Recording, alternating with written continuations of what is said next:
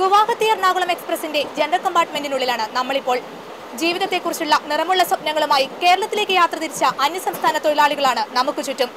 കേരളത്തിൽ ഇവരെ കാത്തിരിക്കുന്ന ജീവിത ദുരിതങ്ങളിലേക്ക് കൂടിയുള്ള യാത്ര ഇവിടെ തുടങ്ങുകയാണ്.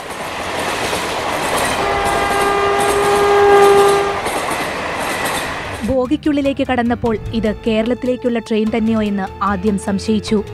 ട്രെയിൻ നിറയെ അന്യസംസ്ഥാനക്കാർ. ഗുവാഹത്തി എറണാകുളം എക്സ്പ്രസിലെ മാത്രം കാഴ്ചയല്ലിത്. ഉത്തരേന്ത്യയിൽ നിന്നും കേരളത്തിലേക്ക് എത്തുന്ന ട്രെയിനുകളിലെല്ലാം ഇവരുടെ തിരക്കാണ്.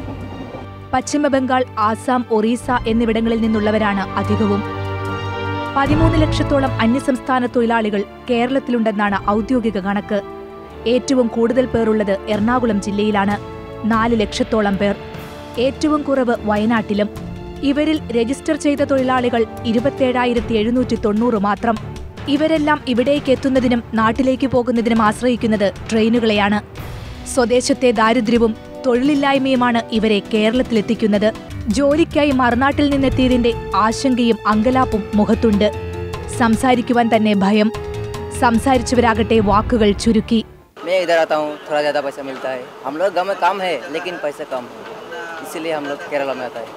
ട്രെയിനിൽ ഒപ്പമുള്ള ഇടനിലക്കാരെയാകാം ഇവർ ഭയക്കുന്നത്. ഒരന്യസംസ്ഥാന തൊഴിലാളി നാട്ടിൽ പോയി മടങ്ങി വരുമ്പോൾ 15 പേരെയെങ്കിലും കൂടെ കൂട്ടും. എറണാകുളം, കോട്ടയം ജില്ലകളിലെ വിവിധയിടങ്ങളിലേക്കാണ് ഇനി ഇവരുടെ യാത്ര.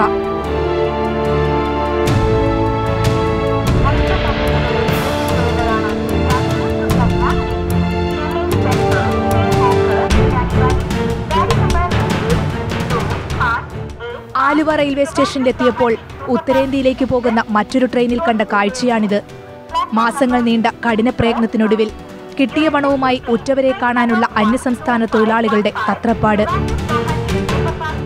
ക്യാമറാമാൻ വിനോദ് കുമാറിനൊപ്പം Justina Thomas, India vision, Kochi.